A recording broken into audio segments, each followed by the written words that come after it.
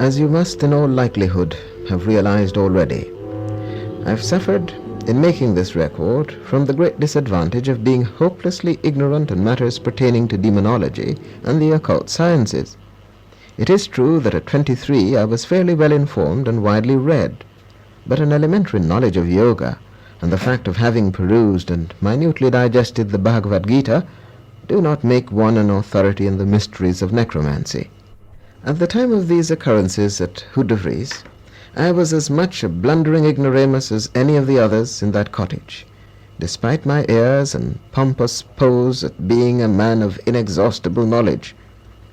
Being human, we each of us formulated theories in an attempt to explain the manifestations or arrive at some conclusion as to how things would develop in the long run. But none of us happened to be in a position to refute or confirm the other's conjectures. We never took each other seriously. That is why nobody seemed particularly impressed or even politely interested when on Monday of the following week I propounded my great theory, as my diary pretentiously designated it.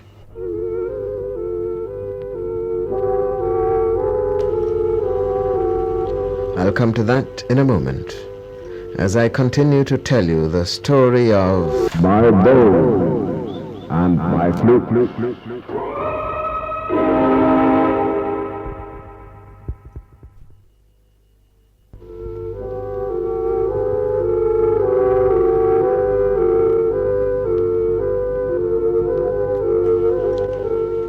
Before going on, I must first narrate what happened on Thursday, our seventh day at Hoed de Vries, and on the Sunday night following, for it was the events in these days that formed, if not the foundation, at least the main superstructure of my theory.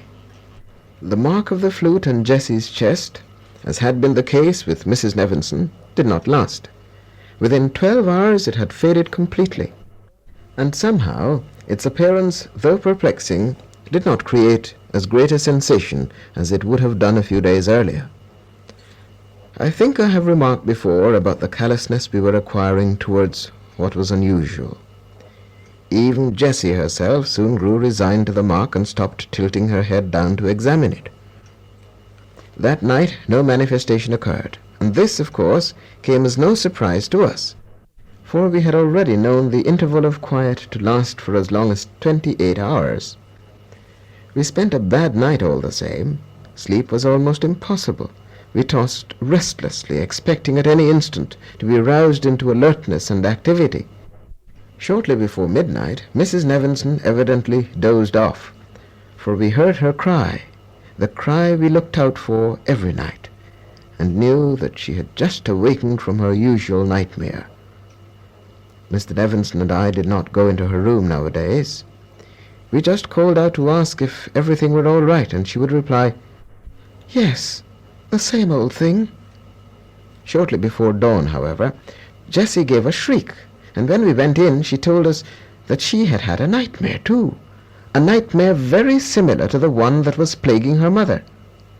She related it to us, and we saw that the chief differences consisted in that, first, it was not as vividly realistic as her mother's, and second, that instead of setting out from the cottage here in the corridor, she had found herself abruptly on the jungle track. As with her mother, she had heard the flute playing ahead of her up the track, and there had been that strong feeling of something horrible in her wake, and of advancing irresistibly towards an even more awful horror than that which pursued her. But again, there was this difference. Instead of the adventure taking place by the light of day, as it did in her mother's version of the dream, it happened at night, in moonlight.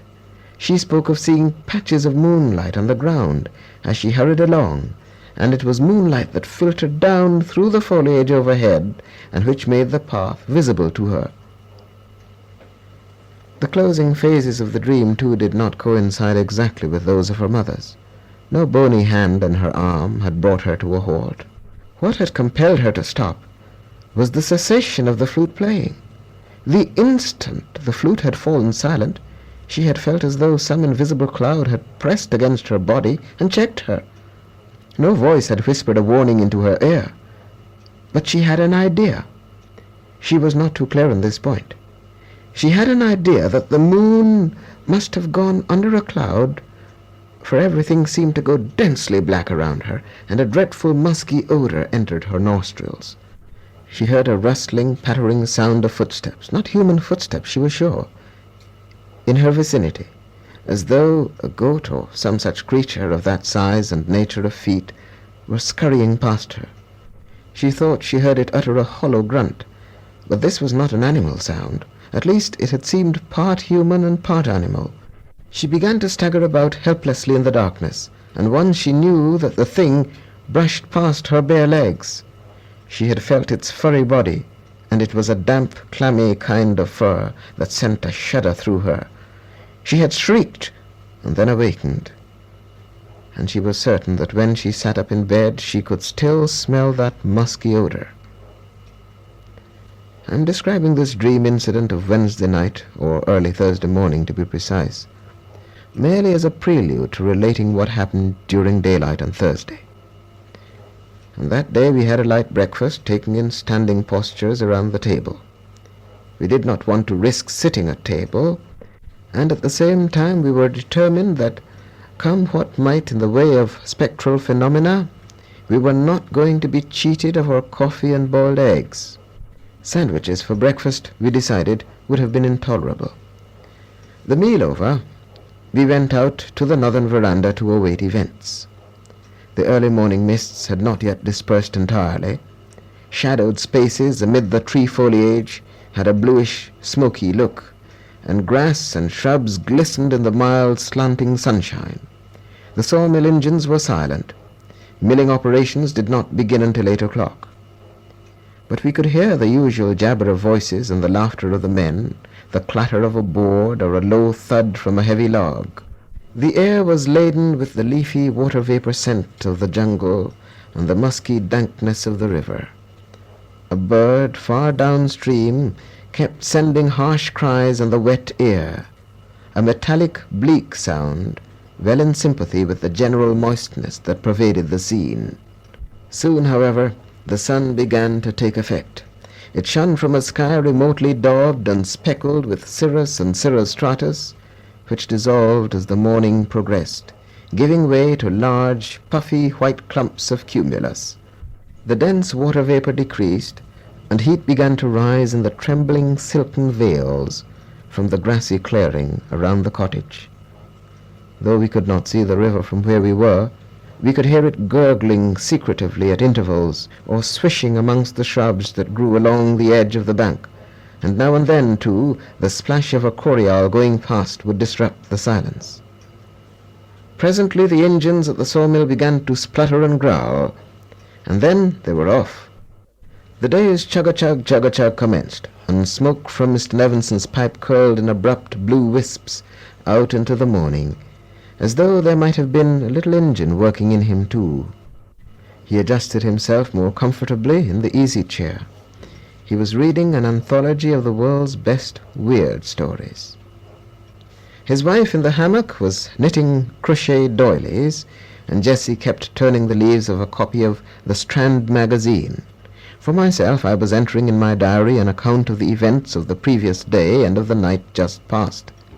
My easel stood ready at the other end of the veranda, a half-finished canvas displayed on it. Despite the strain of events, I had already managed to complete 2 canvases so far. I was still at work in my diary when the clear, leisurely flute notes reached my ears.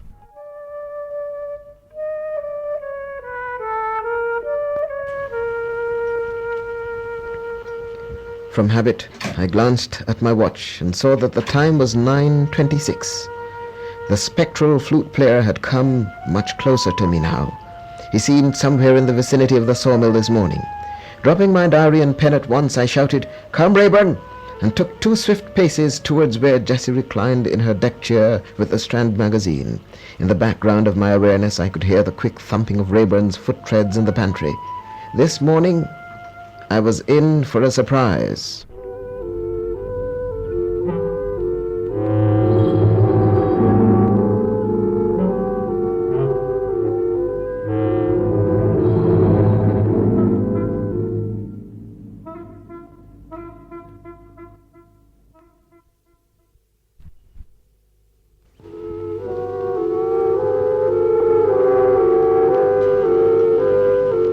I found myself standing foolishly by Jessie's chair, hands half outstretched to grasp her. But there was no need to grasp her. Instead of the expected burst of activity from her, nothing happened. She stared up at me in a wondering, questioning manner. She murmured, "What's it? There's nothing wrong yet. I haven't seen anything of it. Or heard the flute."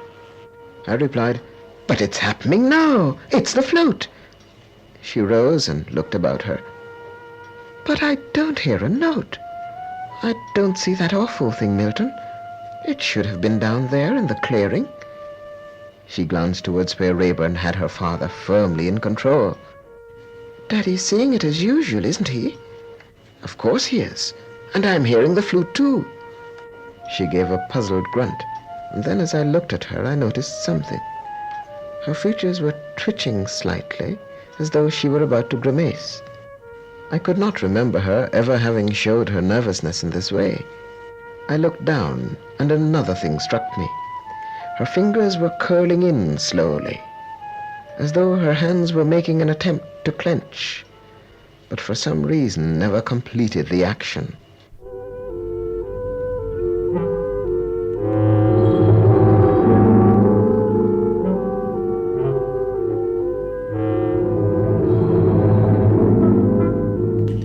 It was all weird, but to be expected in an experience such as My bones and my flute.